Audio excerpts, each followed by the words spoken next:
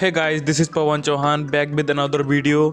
So in this video today will we talk about how to see the password behind stars on Facebook or other social platforms.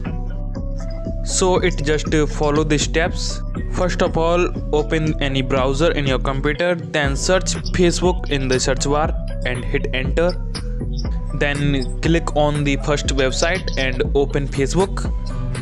Then you have to fill in any email or mobile number. Okay. Then fill any wrong password. Here you can see.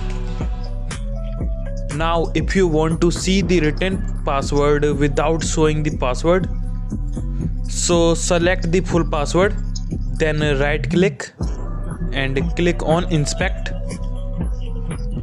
Now here you will see the password written, so you have to replace the password and type txt text here and enter.